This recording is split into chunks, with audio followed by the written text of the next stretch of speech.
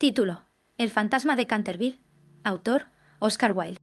Cuando el señor Hiram B. Otis, el ministro de Estados Unidos, compró Canterville Chase, todo el mundo le dijo que cometía una gran necedad, porque la finca estaba embrujada.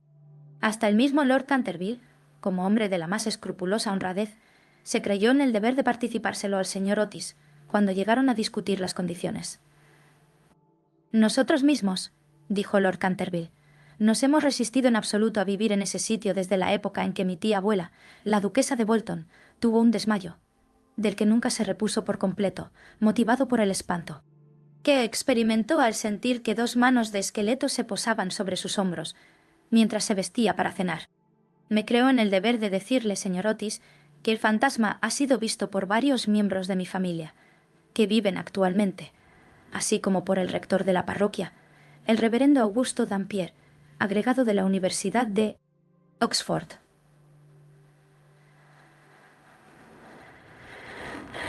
Niñas.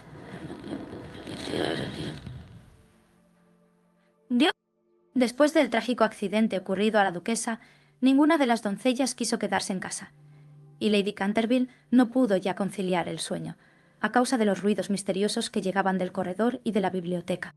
Señor, respondió el ministro, adquiriré el inmueble y el fantasma, bajo inventario. Llego de un país moderno, en el que podemos tener todo cuanto el dinero es capaz de proporcionar, y esos mozos nuestros, jóvenes y avispados, que recorren de parte a parte el viejo continente, que se llevan los mejores actores de... Ustedes y sus mejores primadonas, estoy seguro de que si queda todavía un verdadero fantasma en Europa, vendrán a buscarlo enseguida para colocarlo en uno de nuestros museos públicos o para pasearlo por los caminos como un fenómeno. El fantasma existe, me lo temo, dijo Lord Canterville, sonriendo, aunque quizás se resiste a las ofertas de los intrépidos empresarios de ustedes. Hace más de 3 siglos que se le conoce. Data, con precisión, de 1574, y no deja de mostrarse nunca cuando está a punto de ocurrir alguna defunción en la familia. Bah, los médicos de cabecera hacen lo mismo, Lord Canterville. Amigo mío, un fantasma no puede existir, y no creo que las leyes de la naturaleza admitan excepciones en favor de la aristocracia inglesa. Realmente son ustedes muy naturales en Estados Unidos, dijo Lord Canterville, que no acababa de comprender la última observación del señor Otis. Ahora bien, si le gusta a usted tener un fantasma en casa, mejor que mejor. Acuérdese únicamente de que yo lo previne. Algunas semanas después, se cerró el trato, y a fines de estación el ministro y su familia emprendieron el viaje a Canterville. La señora Otis, que con el nombre de señorita Lucrecia R. Tappan, de la calle Oeste, 52, había sido una ilustre beldad de Nueva York. Era todavía una mujer guapísima, de edad regular, con unos ojos hermosos y un perfil soberbio. Muchas damas norteamericanas, cuando abandonan su país natal, adoptan aires de persona atacada de una enfermedad crónica, y se figuran que eso es uno de los sellos de distinción de Europa. Pero la señora Otis no cayó nunca en ese error. Tenía una naturaleza magnífica y una abundancia extraordinaria de vitalidad. A decir verdad, era completamente inglesa bajo muchos aspectos, y hubiese podido citársele en buena lid para sostener la tesis de que lo tenemos todo en común con Estados Unidos hoy en día, excepto la lengua, como es de suponer. Su hijo mayor, bautizado con el nombre de Washington por sus padres, en un momento de patriotismo que él no cesaba de lamentar, era un muchacho rubio de bastante buena figura que se había erigido en candidato a la diplomacia, dirigiendo un cotillón en el casino de Newport durante 3 temporadas seguidas, y aun en Londres pasaba por ser bailarín excepcional. Sus únicas debilidades eran las gardenias y la patria. Aparte de esto, era perfectamente sensato. La señorita Virginia E. Otis era una muchachita de 15 años, esbelta y graciosa como un cervatillo, con un bonito aire de despreocupación en sus grandes ojos azules. Era una amazona maravillosa, y sobre su caballito derrotó una vez en carreras al viejo Lord Bilton, dando 2 veces la vuelta al parque, ganándole por caballo y medio, precisamente frente a la estatua de Aquiles, lo cual provocó un entusiasmo tan delirante en el joven duque de Cheshire, que le propuso acto continuo el matrimonio, y sus tutores tuvieron que expedirlo aquella misma noche a Elton, bañado en lágrimas. Después de Virginia venían 2 gemelos, conocidos de ordinario con el nombre de estrellas y bandas, porque se les encontraba siempre ostentándolas. Eran unos niños encantadores y, con el ministro, los únicos verdaderos republicanos de la familia. Como Canterville Chase está a 7 millas de Ascot, la estación más próxima, el señor Otis telegrafió que fueran a buscarlo en coche descubierto, y emprendieron la marcha en medio de la mayor alegría. Era una noche encantadora de julio, en que el aire estaba aromado de olor a pinos. De cuando en cuando se oía una paloma arrullándose con su voz más dulce, o se entreveía, entre la maraña y el frufrú de los helechos, la pechuga de oro bruñido de algún faisán. Ligeras ardillas los espiaban desde lo alto de las hayas a su paso. Unos conejos corrían como exhalaciones a través de los matorrales, o sobre los collados herbosos, levantando su rabo blanco. Sin embargo, no bien entraron en la avenida de Canterville Chase, el cielo se cubrió repentinamente de nubes.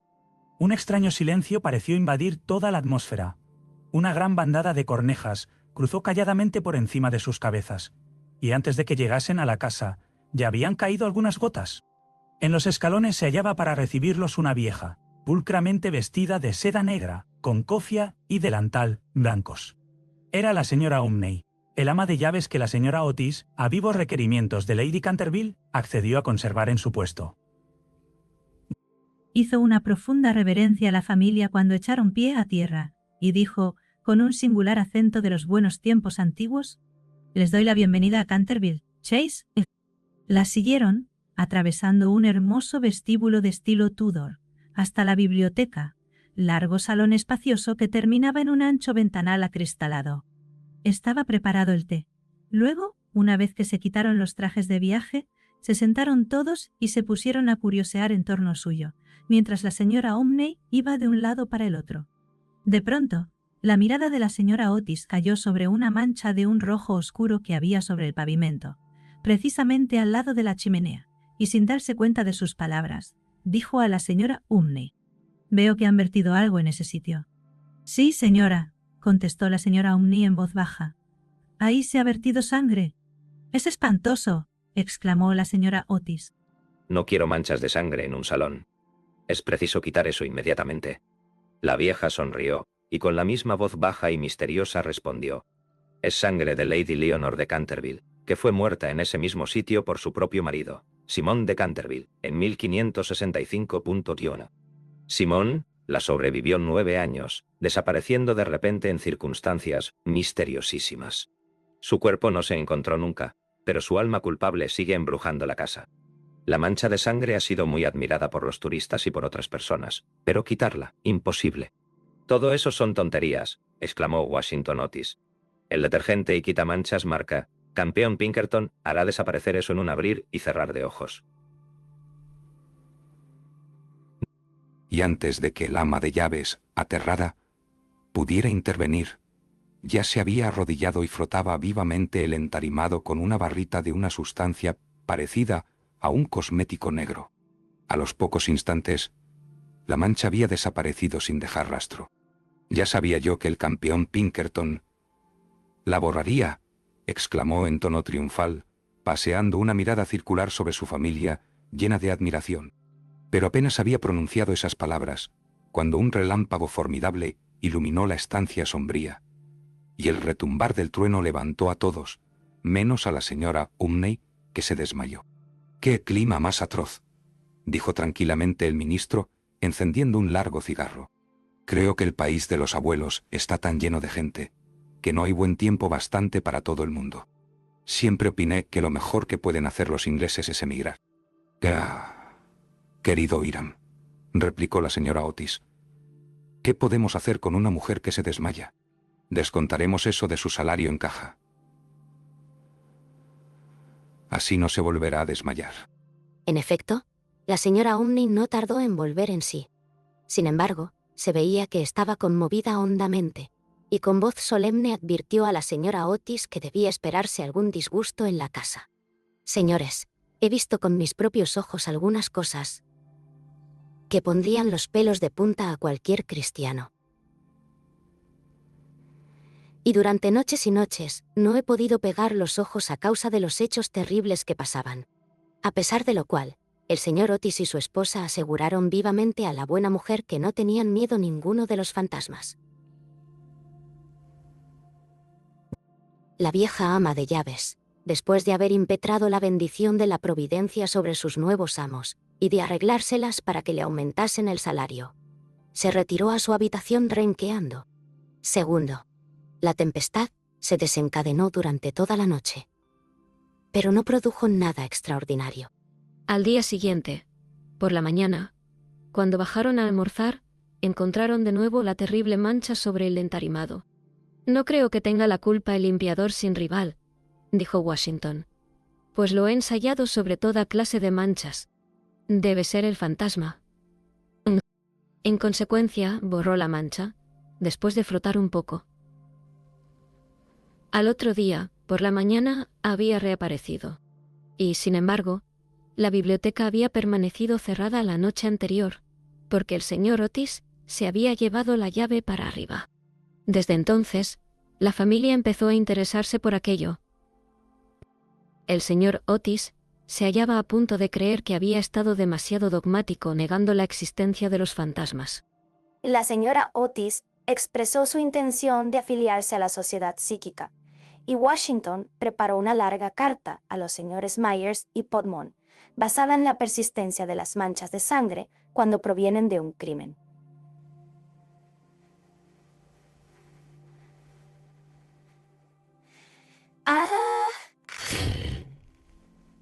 De la de las manchas de sangre. Aquella noche disipó todas las dudas sobre la existencia objetiva de los fantasmas. La familia había aprovechado la frescura de la tarde para dar un paseo en coche. Regresaron a las 9, tomando una ligera cena. La conversación no recayó ni un momento sobre los fantasmas, de manera que faltaban hasta las condiciones más elementales de espera y de receptibilidad que preceden tan a menudo a los fenómenos psíquicos. Los asuntos que discutieron, por lo que luego es sabido por la señora Otis, fueron simplemente los habituales en la conversación de los norteamericanos cultos que pertenecen a las clases elevadas, como por ejemplo la inmensa superioridad de Miss Janie Davenport sobre Sarah Bernhardt como actriz, la dificultad para encontrar maíz verde, galletas de trigo sarraceno, aun en las mejores casas inglesas, la importancia de Boston en el desenvolvimiento del alma universal, las ventajas del sistema que consiste en anotar los equipajes de los viajeros y la dulzura del acento neoyorquino comparado con el dejo de Londres. No se trató para nada de lo sobrenatural. No se hizo ni la menor alusión indirecta a Simón de Canterville. A las 11, la familia se retiró. A las 12:30 estaban apagadas todas las luces. Poco después, el señor Otis se despertó con un ruido singular en el corredor. Fuera de su habitación, parecía un ruido de hierros viejos, y se acercaba cada vez más. Se levantó en el acto, encendió la luz y miró la hora. Era la 1 en punto. El señor Otis estaba perfectamente tranquilo. Se tomó el pulso y no lo encontró nada alterado. El ruido extraño continuaba, al mismo tiempo que se oía claramente el sonar de unos pasos. El señor Otis se puso las zapatillas, tomó un frasquito alargado de su tocador y abrió la puerta. Y vio frente a él, en el pálido claro de luna, a un viejo de aspecto terrible. Sus ojos parecían carbones encendidos. Una larga cabellera gris caía en mechones revueltos sobre sus hombros. Sus ropas, de corte anticuado, estaban manchadas y en jirones. De sus muñecas y de sus tobillos colgaban unas pesadas cadenas y unos grilletes herrumbrosos. «Mi distinguido señor», dijo el señor Otis, «permítame que le ruegue vivamente que engrase esas cadenas. Le he traído para ello una botella de engrasador Tammany. Sol, levante». Dicen que una sola untura es eficacísima, y en la etiqueta hay varios certificados de nuestros agoreros nativos más ilustres que dan fe de ello. Voy a dejársela aquí, al lado de las mecedoras, y tendré un verdadero placer en proporcionarle más, si así lo desea. ¿Goy? Dicho lo cual, el ministro de los Estados Unidos dejó el frasquito sobre una mesa de mármol, cerró la puerta y se volvió a meter en la cama. Y el fantasma de Canterville permaneció algunos minutos inmóvil de indignación. Después tiró, lleno de rabia, el frasquito contra el suelo encerado y huyó por el corredor, lanzando gruñidos cavernosos y despidiendo una extraña luz verde. Sin embargo, cuando llegaba a la gran escalera de roble, se abrió de repente una puerta. Aparecieron dos siluetas infantiles vestidas de blanco y una voluminosa almohada le rozó la cabeza. Evidentemente no había tiempo que perder, así es que, utilizando como medio de fuga la cuarta dimensión del espacio, se desvaneció a través del estuco, y la casa recobró su tranquilidad. Llegado a un cuartito secreto del ala izquierda, se adosó un rayo de luna para tomar aliento y se puso a reflexionar para darse cuenta de su situación. Jamás en toda su brillante carrera, que duraba ya 300 años seguidos, fue injuriado tan groseramente. Se acordó de la duquesa viuda, en quien provocó una crisis de terror, estando mirándose al espejo, cubierta de brillantes y de encajes. De las 4 doncellas a quienes había enloquecido, produciéndoles convulsiones histéricas solo con hacerles visajes entre las cortinas de una de las habitaciones destinadas a invitados. Del rector de la parroquia, cuya vela apagó de un soplo cuando volvía el buen señor de la biblioteca a una hora avanzada, y que desde entonces se convirtió en mártir de toda clase de alteraciones nerviosas. De la vieja señora de Tremouillac, que al despertarse a medianoche, lo vio sentado en un sillón al lado de la lumbre, en forma de esqueleto, entretenido en leer el diario que redactaba ella de su vida y que de resultas de la impresión tuvo que guardar cama durante 6 meses, víctima de un ataque cerebral. Una vez curada se reconcilió con la Iglesia y rompió toda clase de relaciones con el señalado escéptico Monsieur de Voltaire. Recordó igualmente la noche terrible en que el bribón de Lord Canterville fue hallado agonizante en su tocador, con una sota de espadas hundida en la garganta, viéndose obligado a confesar que por medio de aquella carta había timado la suma de 10.000 libras a Carlos Foss, en casa de Crookford, y juraba que aquella carta se la hizo tragar el fantasma. Todas sus grandes hazañas le volvían a la mente. Vio desfilar al mayordomo que se levantó la tapa de los sesos por haber visto una mano verde tamborilear sobre los cristales, y la bella Lady Stepfield, condenada a llevar alrededor del cuello un collar de terciopelo negro para tapar la señal de 5 dedos, impresos como un hierro candente sobre su blanca piel, y que terminó por ahogarse en el vivero que había al extremo de la Avenida Real. Y lleno del entusiasmo ególatra del verdadero artista, pasó revista a sus creaciones más célebres. Se dedicó una amarga sonrisa al evocar su última aparición en el papel de Rubén el Rojo, o El Rorro Estrangulado, su debut en el Gibén, el vampiro flaco del páramo de Beverly, y el furor que causó una tarde encantadora de... Junio solo con jugar a los bolos con sus propios huesos, sobre el campo de hierba de lawn tenis. ¿Y todo para qué? Para que unos miserables norteamericanos le ofreciesen el engrasador marca Sol Levante y le tirasen almohadas a la cabeza. Era realmente intolerable. Además, la historia nos enseña que jamás fue tratado ningún fantasma de aquella manera. Llegó a la conclusión de que era preciso tomarse la revancha, y permaneció hasta el amanecer en actitud de profunda meditación. Tercero, cuando a la mañana siguiente el almuerzo reunió a la familia Otis, se discutió extensamente acerca del fantasma. El ministro de los Estados Unidos estaba, como era natural, un poco ofendido viendo que su ofrecimiento no había sido aceptado. No quisiera en modo alguno injuriar personalmente al fantasma, dijo, y reconozco que, dada la larga duración de su estancia en la casa, no era nada cortés tirarle una almohada a la cabeza. Siento tener que decir que esta observación, tan justa, provocó una explosión de risa en los gemelos. Pero, por otro lado, prosiguió el señor Otis, si se empeña, sin más ni más, en no hacer uso del engrasador marca Sol Levante, nos veremos precisados a quitarle las cadenas. No habría manera de dormir con todo ese ruido a la puerta de las alcobas. Pero, sin embargo, en el resto de la semana no fueron molestados. Lo único que les llamó la atención fue la reaparición continua de la mancha de sangre sobre el parqué de la biblioteca.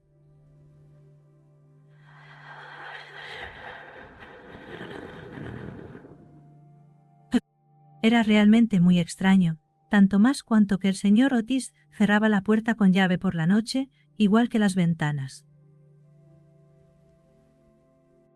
Los cambios de color que sufría la mancha, comparables a los de un camaleón, produjeron asimismo frecuentes comentarios en la familia. Una mañana era de un rojo oscuro, casi violáceo, otras veces era vermellón, luego de un púrpura espléndido, y un día, cuando bajaron a rezar, según los ritos sencillos de la libre Iglesia Episcopal, reformada de Norteamérica, la encontraron de un hermoso verde esmeralda. Como era natural, estos cambios calidoscópicos divirtieron grandemente a la reunión, y se hacían apuestas todas las noches con entera tranquilidad. La única persona que no tomó parte en la broma fue la joven Virginia. Por razones ignoradas, sentíase siempre impresionada ante la mancha de sangre, y estuvo a punto de llorar la mañana que apareció Verde Esmeralda. El fantasma hizo su segunda aparición el domingo por la noche. Al poco tiempo de estar todos ellos acostados, les alarmó un enorme estrépito que se oyó en el salón. Bajaron apresuradamente y se encontraron con que una armadura completa se había desprendido de su soporte y caído sobre las losas. Cerca de allí, sentado en un sillón de alto respaldo, el fantasma de Canterville se restregaba las rodillas, con una expresión de agudo dolor sobre su rostro. Los gemelos que se habían provisto de sus ondas le lanzaron inmediatamente 2 balines, con esa seguridad de puntería que solo se adquiere a fuerza de largos y pacientes ejercicios sobre el profesor de caligrafía. Mientras tanto, el ministro de los Estados Unidos mantenía al fantasma bajo la amenaza de su revólver y, conforme a la etiqueta californiana, lo instaba a levantar los brazos. El fantasma se alzó bruscamente, lanzando un grito de furor salvaje, y se disipó en medio de ellos, como una niebla, apagando de paso la vela de Washington Otis y dejándolos a todos en la mayor oscuridad. Cuando llegó a lo alto de la escalera, una vez dueño de sí, se decidió a lanzar su célebre repique de carcajadas satánicas, que en más de una ocasión le habían sido muy útiles. Contaba la gente que aquello hizo encanecer, en una sola noche, el peluquín de Lord Raker, y que 3 sucesivas amas de llaves renunciaron antes de terminar el primer mes en su cargo. Por consiguiente, lanzó su carcajada más horrible, despertando paulatinamente los ecos en las antiguas bóvedas.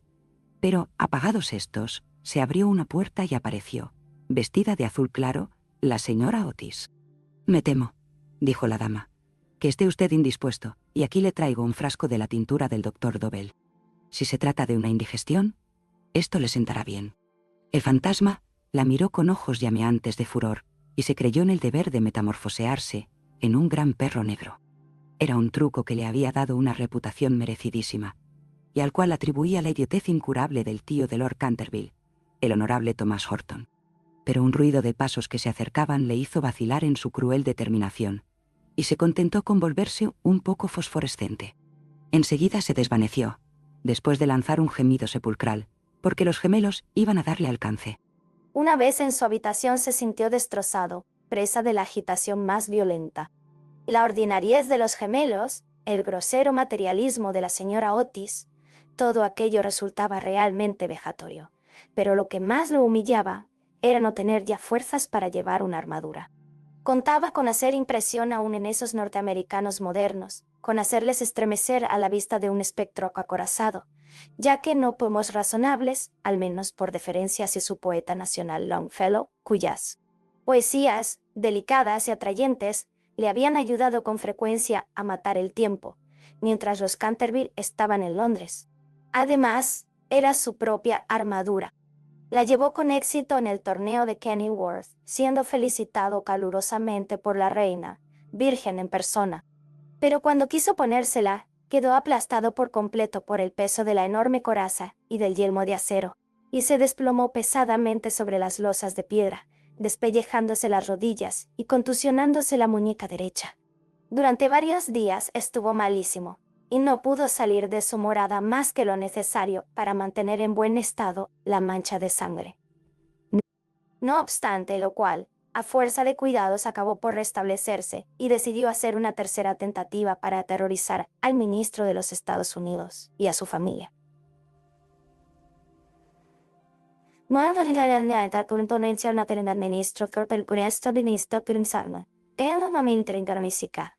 Eligió para su reaparición en escena el viernes 17 de agosto, consagrando gran parte del día a pasar revista a sus trajes. Su elección recayó al fin en un sombrero de ala, levantada por un lado y caída del otro, con una pluma roja, en un sudario deshilachado por las mangas y el cuello, y por último, en un puñal mohoso. Al atardecer estalló una gran tormenta. El viento era tan fuerte que sacudía y cerraba violentamente las puertas y ventanas de la vetusta casa. Realmente, aquel era el tiempo que le convenía. He aquí lo que pensaba hacer. Iría sigilosamente a la habitación de Washington Otis, le musitaría unas frases ininteligibles, quedándose al pie de la cama, y le hundiría 3 veces seguidas el puñal en la garganta. Ah, los sones de una música apagada. Odiaba sobre todo a Washington, porque sabía perfectamente que era él quien acostumbraba quitar la famosa mancha de sangre de Canterville, empleando el limpiador incomparable de Pinkerton. Después de reducir al temerario, al despreocupado joven, entraría en la habitación que ocupaba el ministro de los Estados Unidos y su mujer tontas. Una vez allí colocaría una mano viscosa sobre la frente de la señora Otis y al mismo tiempo murmuraría, con voz sorda, al oído del ministro tembloroso, los secretos terribles del osario. En cuanto a la pequeña Virginia, aún no tenía decidido nada. No lo había insultado nunca. Era bonita y cariñosa. Unos cuantos gruñidos sordos, que saliesen del armario, le parecían más que suficientes, y si no bastaban para despertarla, llegaría hasta tirarle de la puntita de la nariz con sus dedos rígidos por la parálisis. A los gemelos estaba resuelto a darles una lección.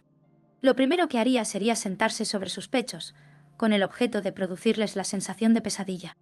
Luego, aprovechando que sus camas estaban muy juntas, se alzarían el espacio libre entre ellas, con el aspecto de un cadáver verde y frío como el hielo, hasta que se quedaran paralizados de terror. Enseguida, tirando bruscamente su sudario, daría la vuelta al dormitorio en 4 patas, como un esqueleto blanqueado por el tiempo, moviendo los ojos de sus órbitas, en su creación de Daniel el Mudo o el esqueleto del suicida, papel en el cual hizo un gran efecto en varias ocasiones. Creía estar tan bien en este como en su otro papel de Martín el Demente o el Misterio enmascarado. A las 10:30 oyó subir a la familia a acostarse. Durante algunos instantes, lo inquietaron las tumultuosas carcajadas de los gemelos, que se divertían evidentemente con su loca alegría de colegiales antes de meterse en la cama. Pero a las 11:15 todo quedó nuevamente en silencio, y cuando sonaron las 12 se puso en camino. La lechuza chocaba contra los cristales de la ventana. El cuervo crastitaba en el hueco de un tejo centenario y el viento gemía vagando alrededor de la casa, como un alma en pena. Pero la familia Otis dormía, sin sospechar la suerte que le esperaba. Oía con toda claridad los ronquidos regulares del ministro de los Estados Unidos, que dominaban el ruido de la lluvia y de la tormenta. Se deslizó furtivamente a través del estuco. Una sonrisa perversa se dibujaba sobre su boca cruel y arrugada, y la luna escondió su rostro tras una nube cuando pasó delante de la gran ventana ojival, sobre la que estaban representadas, en azul y oro, sus propias armas y las de su esposa asesinada. Seguía andando siempre, deslizándose como una sombra funesta, que parecía hacer retroceder de espanto a las mismas tinieblas en su camino. En un momento dado le pareció oír que alguien lo llamaba. Se detuvo. Pero era tan solo un perro, que ladraba en la granja roja. Prosiguió su marcha, refunfuñando extraños juramentos del siglo XVI, y blandiendo de cuando en cuando el puñal enmohecido en el aire de medianoche. Por fin, llegó a la esquina del pasillo que conducía a la habitación de Washington.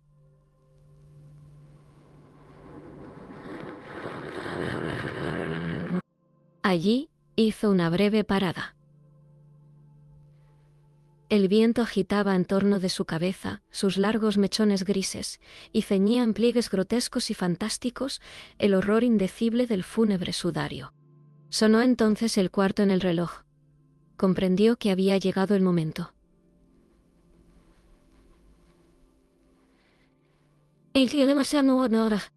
Se dedicó una risotada y dio la vuelta a la esquina. Pero apenas lo hizo retrocedió, lanzando un gemido lastimero de terror y escondiendo su cara lívida entre sus largas manos huesosas. Frente a él había un horrible espectro, inmóvil como una estatua, monstruoso como la pesadilla de un loco. La cabeza del espectro era pelada y reluciente, su faz, redonda, carnosa y blanca. Una risa horrorosa parecía retorcer sus rasgos en una mueca eterna. Por los ojos brotaba a oleadas una luz escarlata. La boca tenía el aspecto de un ancho pozo de fuego, y una vestidura horrible, como la de él, como la del mismo Simón, envolvía con su nieve silenciosa aquella forma gigantesca. Sobre el pecho tenía colgado un cartel con una inscripción, en caracteres extraños y antiguos, quizá era un rótulo infamante, donde estaban escritos delitos espantosos, una terrible lista de crímenes. Tenía, por último, en su mano derecha una cimitarra de acero resplandeciente. Como nunca antes había visto fantasmas, naturalmente sintió un pánico terrible, y después de lanzar a toda prisa una segunda mirada sobre el monstruo atroz, regresó a su habitación, trompicando en el sudario que le envolvía.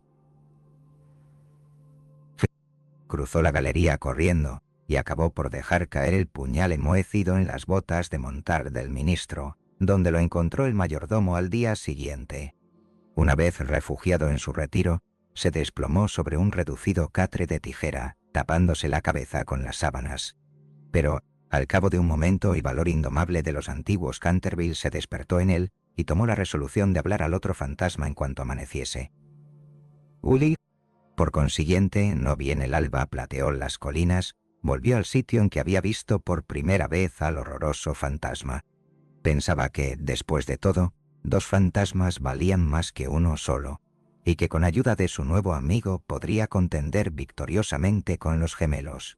Pero cuando llegó al sitio, se halló en presencia de un espectáculo terrible.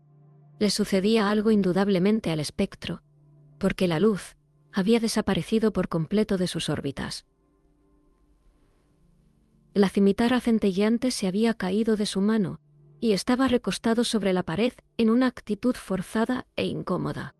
Simón se precipitó hacia adelante y lo cogió en sus brazos.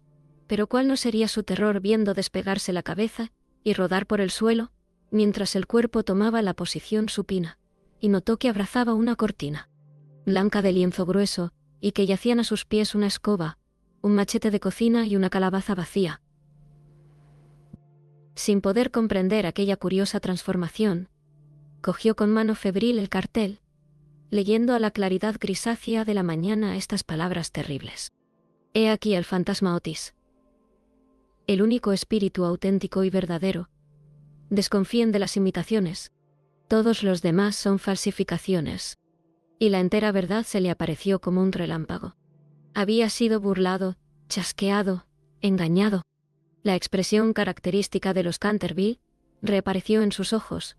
Apretó las mandíbulas desdentadas y, levantando por encima de su cabeza sus manos amarillas, juró, según el ritual pintoresco de la antigua escuela, que cuando el gallo tocara por 2 veces el cuerno de su alegre llamada, se consumarían sangrientas hazañas, y el crimen, de callado paso, saldría de su retiro. No había terminado de formular este juramento terrible, cuando de una alquería lejana, de tejado de ladrillo rojo, salió el canto de un gallo. Lanzó una larga risotada, lenta y amarga, y esperó. Esperó 1 hora, y después otra. Pero por alguna razón misteriosa no volvió a cantar el gallo. Por fin, a eso de las 7:30, la llegada de las criadas lo obligó a abandonar su terrible guardia y regresó a su morada, con altivo paso, pensando en su juramento vano y en su vano proyecto fracasado. Una vez allí consultó varios libros de caballería, cuya lectura le interesaba extraordinariamente, y pudo comprobar que el gallo cantó siempre 2 veces en cuantas ocasiones se recurrió a aquel juramento. «¡Que el diablo se lleve a ese animal volátil!», murmuró. «En otro tiempo hubiese caído sobre él con mi buena lanza, atravesándole el cuello y obligándolo a cantar otra vez para mí, aunque reventara». Y dicho esto se retiró a su confortable caja de plomo, y allí permaneció hasta la noche. Al día siguiente el fantasma se sintió muy débil y cansado. Las terribles emociones de las 4 últimas semanas empezaban a producir su efecto. Tenía el sistema nervioso completamente alterado y temblaba al más ligero ruido. No salió de su habitación en 5 días y concluyó por hacer una concesión en lo relativo a la mancha de sangre del parqué de la biblioteca. Puesto que la familia Otis no quería verla, era indudable que no la merecía. Aquella gente estaba colocada a ojos vistas en un plano inferior de vida material y era incapaz de apreciar el valor simbólico de los fenómenos sensibles. La cuestión de las apariciones de fantasmas y el desenvolvimiento de los cuerpos astrales era realmente para ellos cosa desconocida e indiscutiblemente fuera de su alcance. Pero, por lo menos, Constituía para él un deber ineludible mostrarse en el corredor una vez a la semana y farfullar por la gran ventana ojival el primero y el tercer miércoles de cada mes. No veía ningún medio digno de sustraerse a aquella obligación. Verdad es que su vida fue muy criminal, pero, quitado eso, era hombre muy concienzudo en todo cuanto se relacionaba con lo sobrenatural. Así pues, los 3 sábados siguientes atravesó, como de costumbre, el corredor entre 12 de la noche y 3 de la madrugada, tomando todas las precauciones posibles para no ser visto ni oído. Se quitaba las botas, pisaba lo más ligeramente que podía sobre las viejas maderas carcomidas, se envolvía en una gran capa de terciopelo negro, y no dejaba de usar el engrasador Sol Levante para sus cadenas. Me veo precisado a reconocer que solo después de muchas vacilaciones se decidió a adoptar este último medio de protección. Pero, al fin, una noche, mientras cenaba la familia, se deslizó en el dormitorio de la señora Otis y se llevó el frasquito. Al principio se sintió un poco humillado, pero después fue suficientemente razonable para comprender que aquel invento merecía grandes elogios y cooperaba, en cierto modo, a la realización de sus proyectos. A pesar de todo, no se vio libre de problemas. No dejaban nunca de tenderle cuerdas de lado a lado del corredor para hacerlo tropezar en la oscuridad, y una vez que se había disfrazado para el papel de Isaac el Negro o el cazador del bosque de Hogsley, cayó cuán largo era al poner el pie sobre una pista de maderas enjabonadas que habían colocado los gemelos desde el umbral del salón de tapices hasta la parte alta de la escalera de roble. Esta última afrenta le dio tal rabia, que decidió hacer un esfuerzo para imponer su dignidad y consolidar su posición social, y formó el proyecto de visitar a la noche siguiente a los insolentes chicos de Eton, en su célebre papel de Ruperto el Temerario o el Conde sin Cabeza. No se había mostrado con aquel disfraz desde hacía 60 años, es decir, desde que causó con él tal pavor a la bella Lady Bárbara Modish, que ésta retiró su consentimiento al abuelo de actual Lord Canterville y se fugó a Gretna. Lynn con el arrogante Jack Castletown, jurando que por nada del mundo consentiría en emparentar con una familia que toleraba los paseos de un fantasma tan horrible por la terraza al atardecer. El pobre Jack fue al poco tiempo muerto en duelo por Lord Canterville en la pradera de Wandsworth, y Lady Bárbara murió de pena en Tunbridge Wells antes de terminar el año. Así es que fue un gran éxito en todos los sentidos. Sin embargo, era, permitiéndome emplear un término de argot teatral para aplicarlo a uno de los mayores misterios del mundo sobrenatural, o, en lenguaje más científico, del mundo superior a la naturaleza, era, repito, una creación de las más difíciles, y necesitó sus 3 buenas horas para terminar los preparativos. Por fin, todo estuvo listo, y él contentísimo de su disfraz. Las grandes botas de montar que hacían juego con el traje eran, eso sí, un poco holgadas para él, y no pudo encontrar más que una de las 2 pistolas del arzón. Pero en general, quedó satisfechísimo, y a la 1:15 pasó a través del estuco y bajó al corredor. Cuando estuvo cerca de la habitación ocupada por los gemelos, a la que llamaré el dormitorio azul, por el color de sus cortinajes, se encontró con la puerta entreabierta. A fin de hacer una entrada sensacional, la empujó con violencia, pero se le vino encima una jarra de agua que le empapó hasta los huesos, no dándole en el hombro por unos milímetros. Al mismo tiempo, oyó unas risas sofocadas que partían de la doble cama con dosel. Su sistema nervioso sufrió tal conmoción, que regresó a sus habitaciones a todo escape, y al día siguiente tuvo que permanecer en cama con un fuerte reuma. El único consuelo que tuvo fue el de no haber llevado su cabeza sobre los hombros, pues sin esto las consecuencias hubieran podido ser más graves. Desde entonces, renunció para siempre a espantar a aquella recia familia de norteamericanos y se limitó a vagar por el corredor, con zapatillas de orillo, envuelto el cuello en una gruesa bufanda, por temor a las corrientes de aire, y provisto de un pequeño arcabuz, para el caso en que fuese atacado por los gemelos. Hacia el 19 de septiembre fue cuando recibió el golpe de Gracia Cons.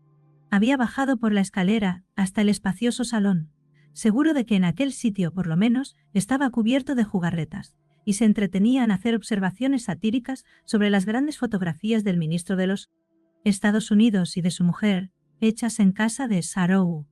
Iba vestido sencilla, pero decentemente, con un largo sudario salpicado de moho de cementerio. Se había atado la quijada con una tira de tela y llevaba una linternita y un azadón de sepulturero. En una palabra, iba disfrazado de Jonás el desenterrador o el ladrón de cadáveres de Chelsea Barn. Era una de sus creaciones más notables y de las que guardaban recuerdo, con más motivo, los Canterville, ya que fue la verdadera causa de su riña con Lord Rufford, vecino suyo. Serían próximamente las 2:15 de la madrugada, y, a su juicio, no se movía nadie en la casa. Pero cuando se dirigía tranquilamente en dirección a la biblioteca, para ver lo que quedaba de la mancha de sangre, se abalanzaron hacia él, desde un rincón sombrío, 2 siluetas agitando locamente sus brazos sobre sus cabezas. Mientras gritaban a su oído, ¡bu! Lleno de pánico, cosa muy natural en aquellas circunstancias, se precipitó hacia la escalera, pero entonces se encontró frente a Washington Otis, que lo esperaba armado con la regadera del jardín. De tal modo que, cercado por sus enemigos, casi acorralado, tuvo que evaporarse en la gran estufa de hierro colado, que afortunadamente para él no estaba encendida, y abrirse paso hasta sus habitaciones por entre tubos y chimenea, llegando a su refugio en el tremendo estado en que lo pusieron la agitación, el hollín y la desesperación. Desde aquella noche no volvió a vérsele nunca de expedición nocturna. Los gemelos se quedaron muchas veces en acecho para sorprenderlo, sembrando de cáscara de nuez los corredores todas las noches, con gran molestia de sus padres y criados. Pero fue inútil. Su amor propio estaba profundamente herido, sin duda, y no quería mostrarse. En vista de ello, el señor Otis se puso a trabajar en su gran obra sobre la historia del Partido Demócrata, obra que había empezado 3 años antes. La señora Otis organizó una extraordinaria horneada de almejas, de la que se habló en toda la comarca.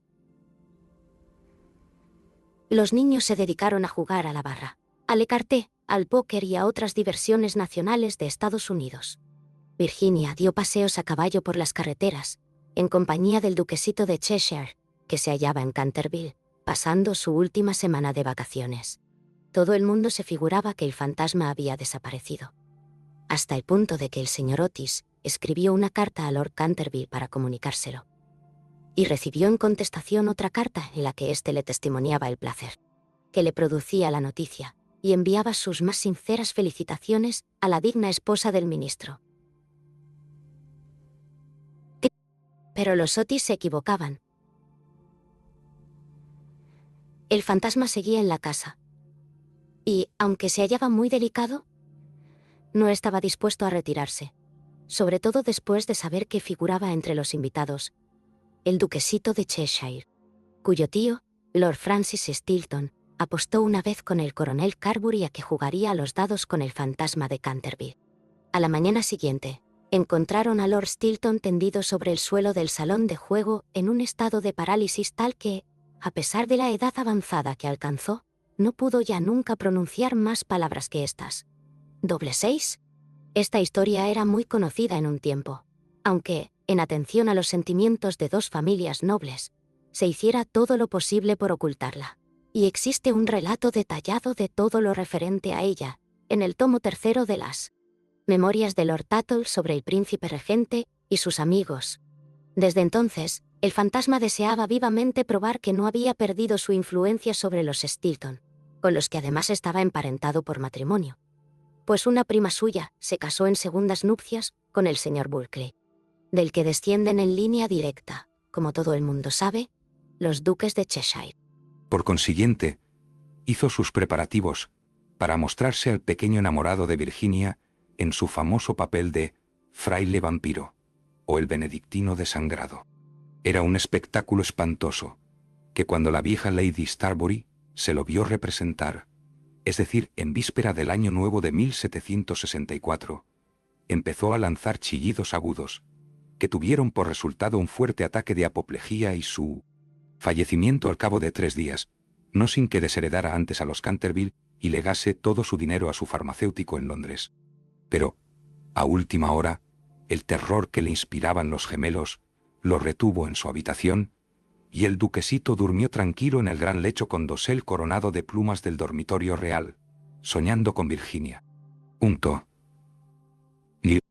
Virginia y su adorador de cabello rizado dieron, unos días después, un paseo a caballo por los prados de Brockley, paseo en el que ella desgarró su vestido de amazona al saltar un seto, de tal manera que, de vuelta a su casa, entró por la escalera de atrás para que no la viesen. Al pasar corriendo por delante de la puerta del salón de tapices, que estaba abierta de par en par, le pareció ver a alguien dentro. Pensó que sería la doncella de su madre, que iba con frecuencia a trabajar a esa habitación.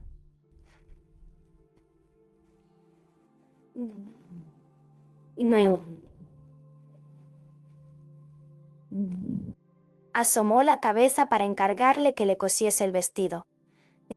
Pero, con gran sorpresa suya, quien allí estaba era el fantasma de Canterville, en persona. Se había acomodado ante la ventana, contemplando el oro llameante de los árboles amarillentos que revoloteaban por el aire, las hojas enrojecidas que bailaban locamente a lo largo de la gran avenida. Tenía la cabeza apoyada en una mano, y toda su actitud revelaba el desaliento más profundo. Realmente presentaba un aspecto tan abrumado, tan abatido, que la pequeña Virginia, en vez de ceder a su primer impulso, que fue echar a correr y encerrarse en su cuarto, se sintió llena de compasión y tomó el partido de ir a consolarlo, punto. Tenía la muchacha un paso tan ligero, y él una melancolía tan honda, que no se dio cuenta de su presencia hasta que le habló. Lo he sentido mucho por usted, dijo, pero mis hermanos regresan mañana a Eton, y entonces, si se porta usted bien, nadie lo atormentará. Es inconcebible pedirme que me porte bien, le respondió, contemplando estupefacto a la jovencita que tenía la audacia de dirigirle la palabra. Perfectamente inconcebible. Es necesario que yo sacuda mis cadenas, que gruña por los agujeros de las cerraduras y que corretee de noche. ¿Eso es lo que usted llama portarse mal? No tengo otra razón de ser. Esa no es una razón de ser. En sus tiempos fue usted muy malo, ¿sabe? La señora Umney nos dijo el día que llegamos que usted mató a su esposa. Sí, lo reconozco, respondió incautamente el fantasma. Pero era un asunto de familia y nadie tenía que meterse. Está muy mal matar a nadie, dijo Virginia, que a veces adoptaba un bonito gesto de gravedad puritana, heredado quizás de algún antepasado venido de Nueva Inglaterra. Oh, no puedo sufrir la severidad barata de la moral abstracta. Mi mujer era feísima, no almidonaba nunca lo bastante mis puños y no sabía nada de cocina. Mire usted, un día había yo cazado un soberbio ciervo en los bosques de Hawksley, un hermoso macho de 2 años. Pues no puede usted figurarse cómo me lo sirvió. Pero, en fin, dejemos eso. Es asunto liquidado, y no encuentro nada bien que sus hermanos me dejasen morir de hambre, aunque yo la matase. Que lo dejaran morir de hambre. Oh, señor fantasma. Don Simón, quiero decir, ¿es que tiene usted hambre? Hay un sándwich en mi costurero. ¿Le gustaría? No, gracias. Ahora ya no como, pero, de todos modos, lo encuentro amabilísimo por su parte. Es usted bastante más atenta que el resto de su horrible, arisca, ordinaria y ladrona familia. ¡Basta!, exclamó Virginia, dando con el pie en el suelo. El arisco, el horrible y el ordinario es usted. En cuanto a lo de ladrón, bien sabe usted que me ha robado mis colores de la caja de pinturas para restaurar esa ridícula mancha de sangre en la biblioteca. Empezó usted por coger todos mis sonrojos, incluso el bermellón, imposibilitándome para pintar puestas de sol. Después agarró usted el verde esmeralda y el amarillo cromo, y, finalmente, solo me queda el añil y el blanco. Así es que ahora no puedo hacer más que claros de luna, que da grima ver, e incomodísimos, además de colorear. Y no le he acusado, aun estando fastidiada, y a pesar de que todas esas cosas son completamente ridículas. ¿Se ha visto alguna vez sangre color verde esmeralda? Vamos a ver, dijo el fantasma con cierta dulzura. ¿Y qué iba yo a hacer? Es dificilísimo en los tiempos actuales agenciarse sangre de verdad, y ya que su hermano empezó con su quitamanchas incomparable, no veo por qué no iba yo a emplear los colores de usted para resistir. En cuanto al tono, es cuestión de gusto.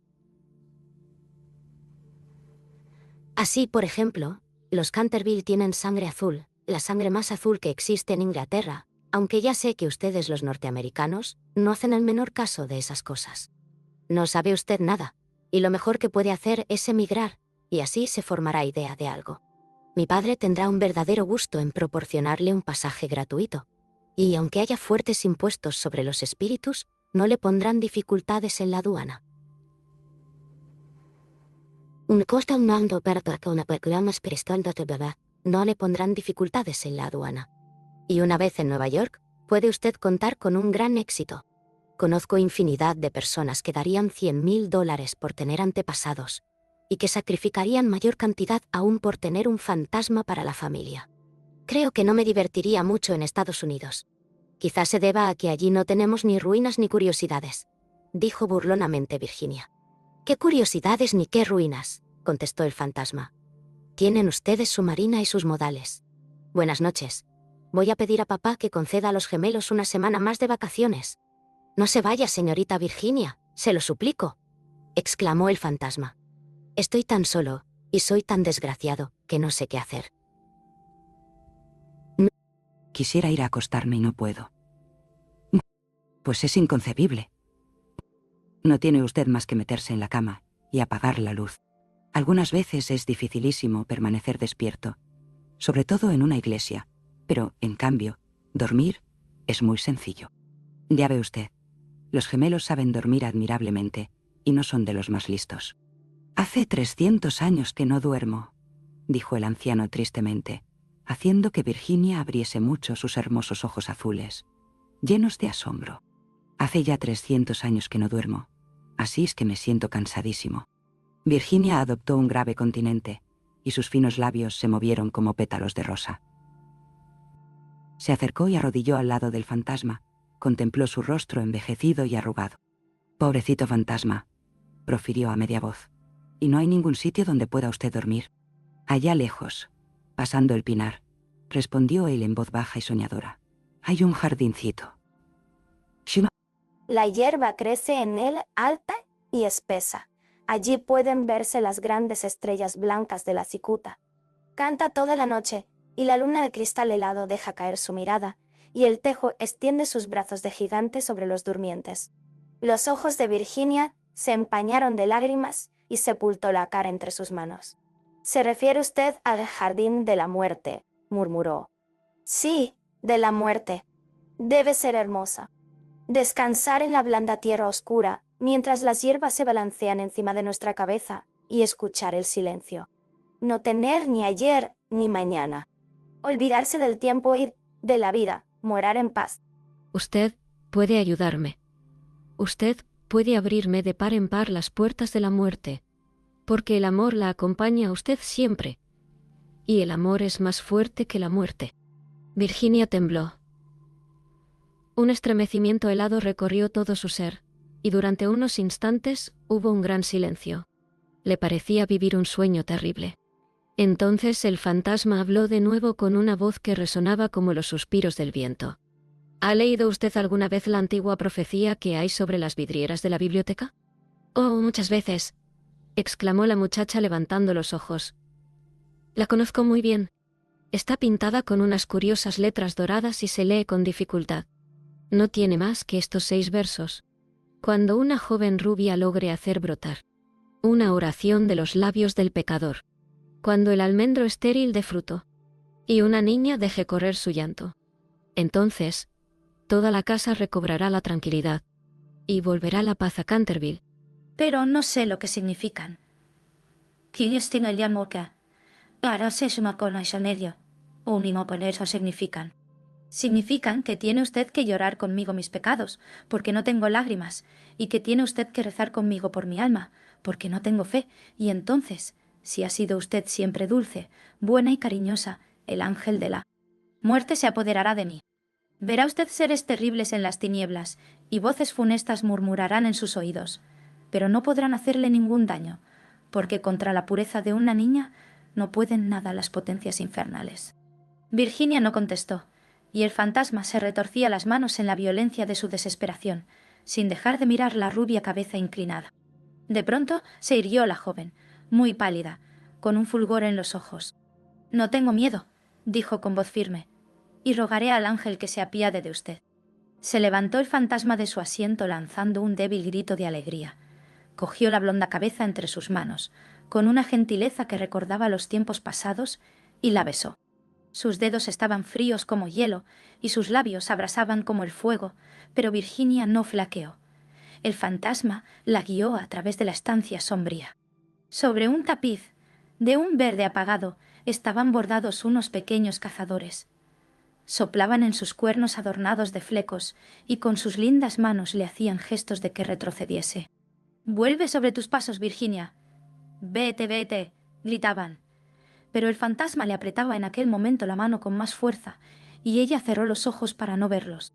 Horribles animales de colas de lagarto y de ojazos saltones parpadearon maliciosamente en las esquinas de la chimenea, mientras le decían en voz baja: «Ten cuidado, Virginia, ten cuidado. Podríamos no volver a verte». Pero el fantasma apresuró el paso, y Virginia no oyó nada. Cuando llegaron al extremo de la estancia, el viejo se detuvo, murmurando unas palabras que ella no comprendió. Volvió Virginia a abrir los ojos y vio disiparse el muro lentamente, como una neblina, y abrirse ante ella una negra caverna. Un áspero y helado viento los azotó, sintiendo la muchacha que le tiraban del vestido. «¡Deprisa! ¡Deprisa!», gritó el fantasma. «¡Oh, será demasiado tarde!». Y en el mismo momento el muro se cerró de nuevo detrás de ellos, y el salón de tapices quedó desierto. Unos 10 minutos después sonó la campana para el té, y Virginia no bajó. La señora Otis envió a uno de los criados a buscarla. No tardó en volver, diciendo que no había podido descubrir a la señorita Virginia por ninguna parte. Como la muchacha tenía la costumbre de ir todas las tardes al jardín a recoger flores para la cena, la señora Otis no se inquietó en lo más mínimo. Pero sonaron las 6 y Virginia no aparecía. Entonces su madre se sintió seriamente intranquila y envió a sus hijos en su busca, mientras ella y su marido recorrían todas las habitaciones de la casa. A las 6:30 volvieron los gemelos, diciendo que no habían encontrado huellas de su hermana por ninguna parte.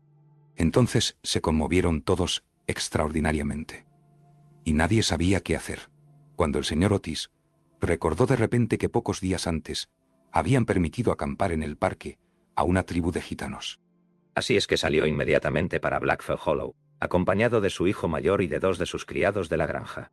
El duquesito de Cheshire, completamente loco de inquietud, rogó con insistencia al señor Otis que lo dejase acompañarlo. Mas éste se negó temiendo algún jaleo. Pero cuando llegó al sitio en cuestión, vio que los gitanos se habían marchado. Se dieron prisa a huir, sin duda alguna, pues el fuego ardía todavía y quedaban platos sobre la hierba.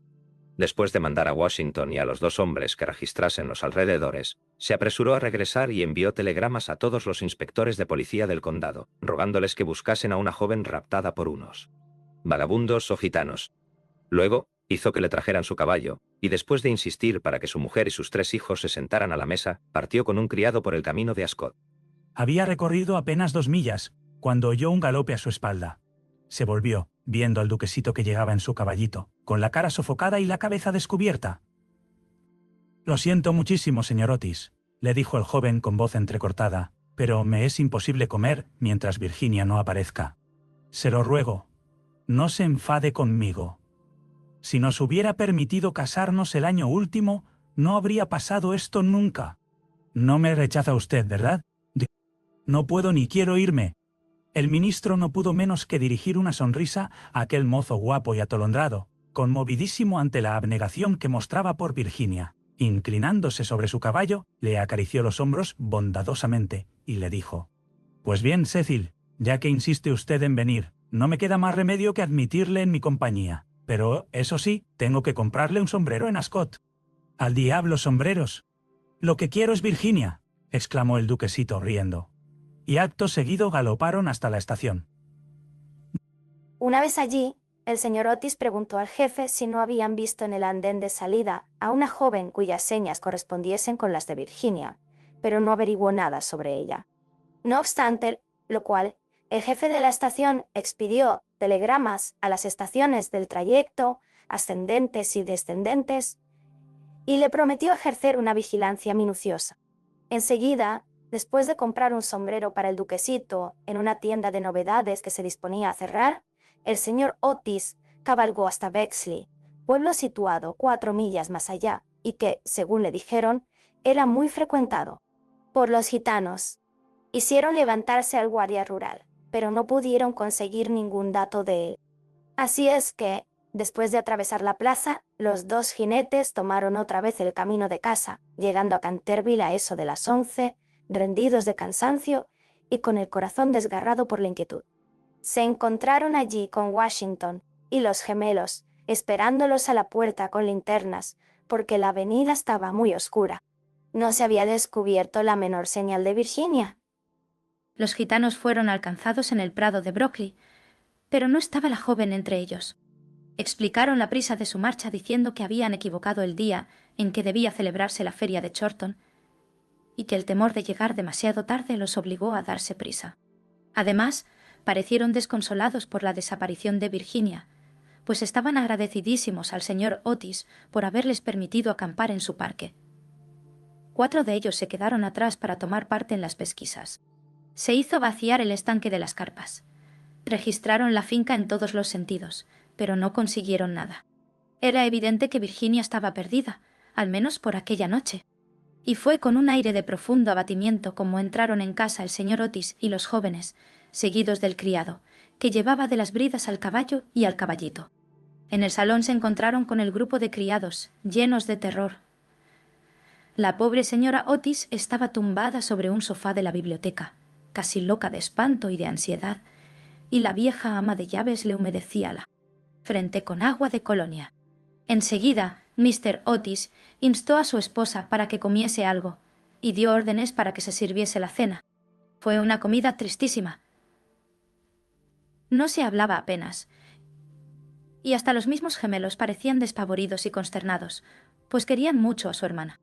Cuando terminaron, el señor Otis, a pesar de los ruegos del duquesito, mandó que todo el mundo se acostase, ya que no podía hacer cosa alguna aquella noche. Al día siguiente telegrafiaría a Scotland Yard para que pusieran inmediatamente varios detectives a su disposición.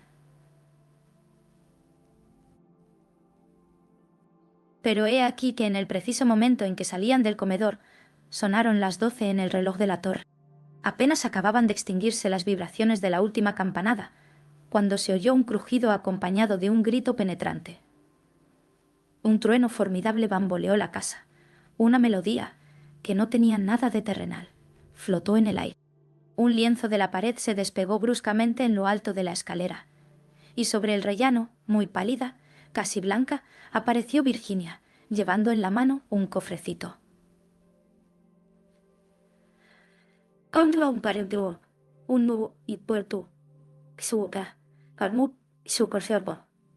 Lleva uno en la mano un cofrecito. Inmediatamente se precipitaron todos hacia ella.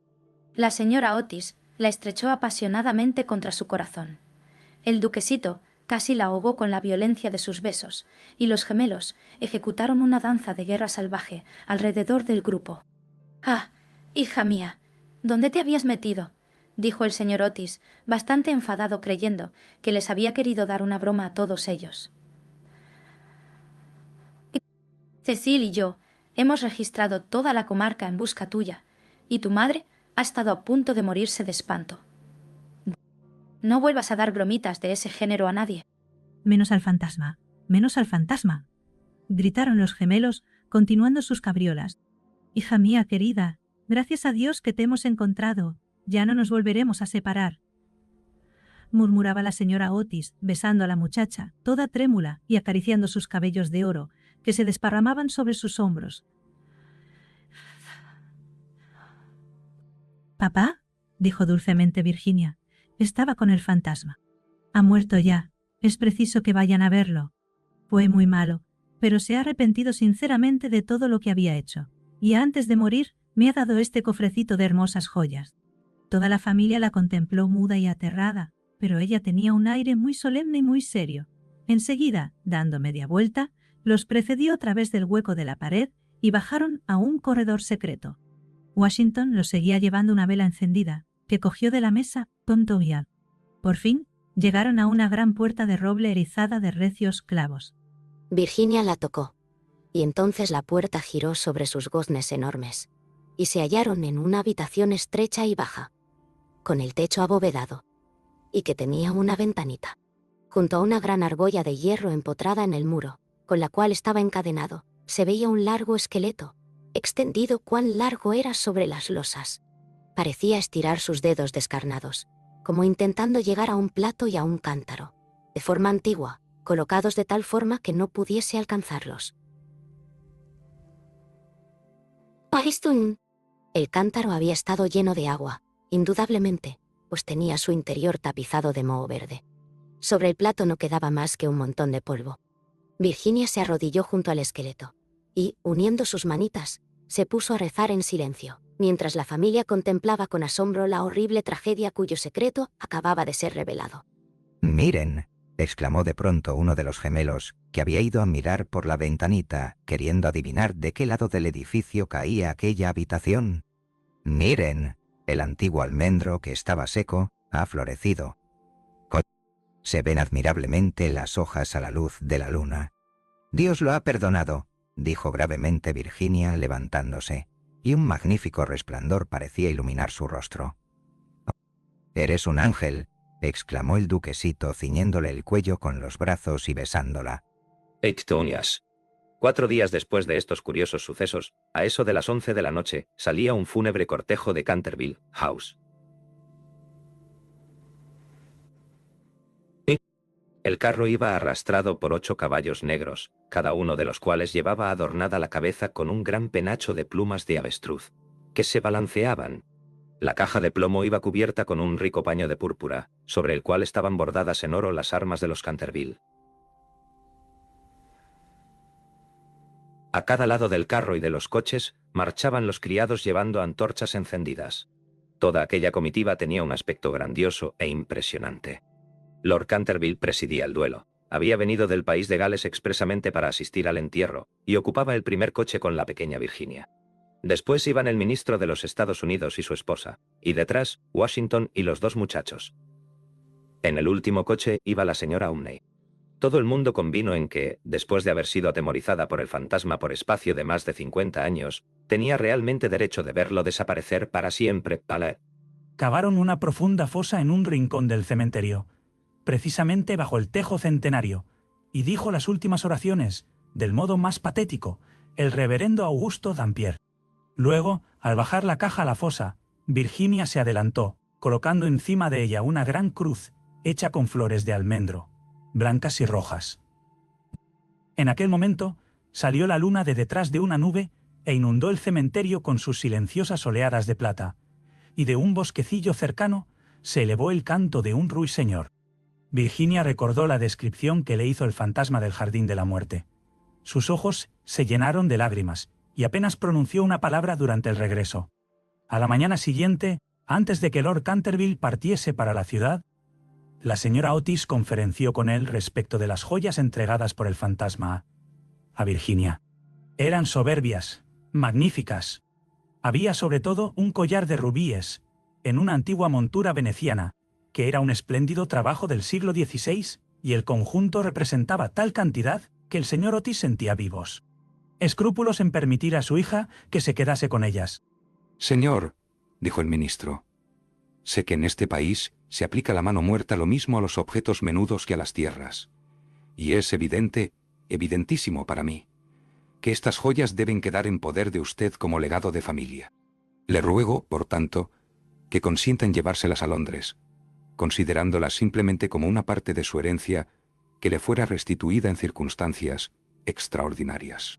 En cuanto a mi hija, no es más que una chiquilla, y hasta hoy, me complace decirlo, siente poco interés por estas futilezas de lujo superfluo.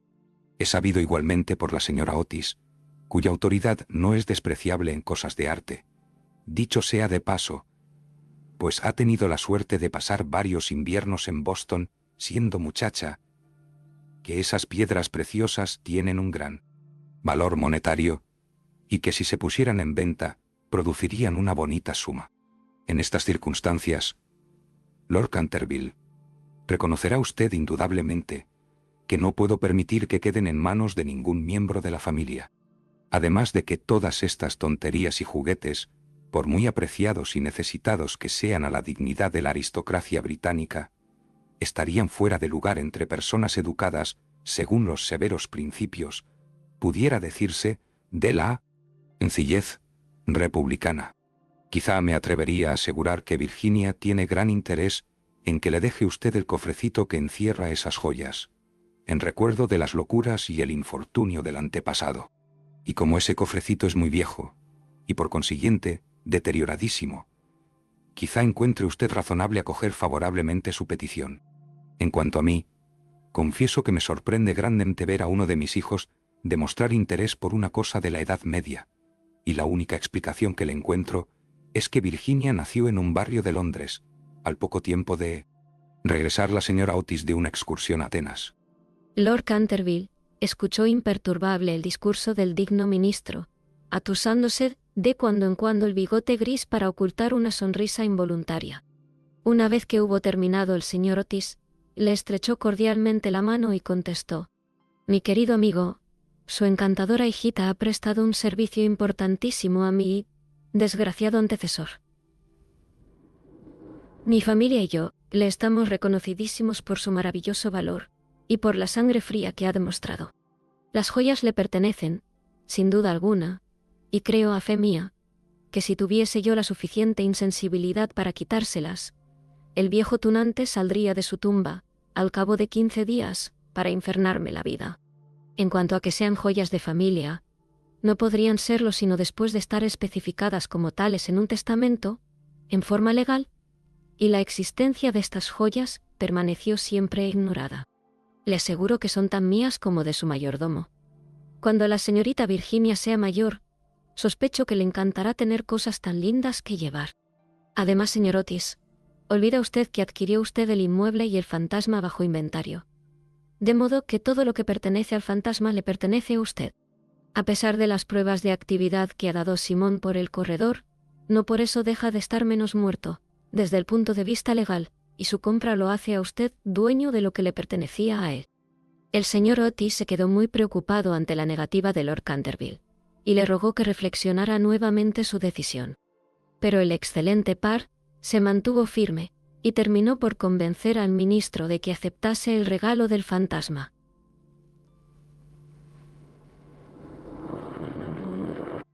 Cuando, en la primavera de 1890, la duquesita de Cheshire fue presentada por primera vez en la recepción de la reina, con motivo de su casamiento, sus joyas fueron motivo de general admiración.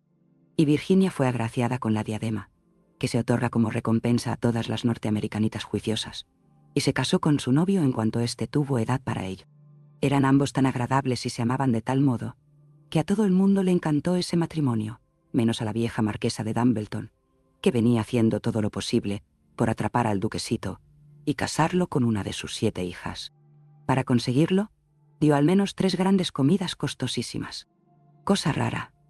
El señor Otis sentía una gran simpatía personal por el duquesito, pero teóricamente era enemigo de los títulos, y según sus propias palabras, era de temer que, entre las influencias debilitantes de una aristocracia ávida de placer, fueran olvidados por Virginia los verdaderos principios de la sencillez republicana. Pero nadie hizo caso de sus observaciones, y cuando avanzó por la nave lateral de la iglesia de San Jorge, en Hanover Square, llevando a su hija del brazo, no había hombre más orgulloso en toda Inglaterra. Después de la luna de miel, el duque y la duquesa regresaron a Canterville, Chase, y al día siguiente de su llegada, por la tarde, fueron a dar una vuelta por el cementerio solitario próximo al Pinar. Al principio le preocupó mucho lo relativo a la inscripción que debía grabarse sobre la losa fúnebre de Simón, pero concluyeron por decidir que se pondrían simplemente las iniciales del viejo gentilhombre y los versos escritos en la ventana de la biblioteca. Pontos. La duquesa llevaba unas rosas magníficas que desparramó sobre la tumba. Después de permanecer allí un rato, pasaron por las ruinas del claustro de la antigua abadía.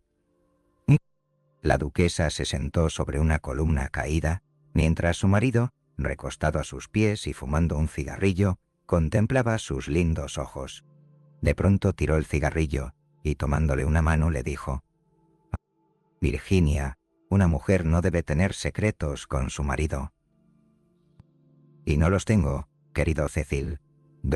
«Sí los tienes», respondió sonriendo. «No me has dicho nunca lo que sucedió mientras estuviste encerrada con el fantasma». «Ni se lo he dicho a nadie», replicó gravemente Virginia. «Ya lo sé, pero bien me lo podrías decir a mí. Cecil, te ruego que no me lo preguntes. No puedo realmente decírtelo. Pobre Simón. Le debo mucho». «Sí, no te rías, Cecil. Le debo mucho realmente. Me hizo ver lo que es la vida, lo que significa la muerte, ¿Y por qué el amor es más fuerte que la muerte? El duque se levantó para besar amorosamente a su mujer. Puedes guardar tu secreto mientras yo posea tu corazón, dijo a media voz. Siempre fue tuyo. Y se lo dirás algún día a nuestros hijos, ¿verdad? Virginia se ruborizó. Fin del audiolibro por M. Biax, -M8AX. Procesado usando SPU Intel Core ES 7020 CPU 2.3G. En honor a AMDDD, mi madre.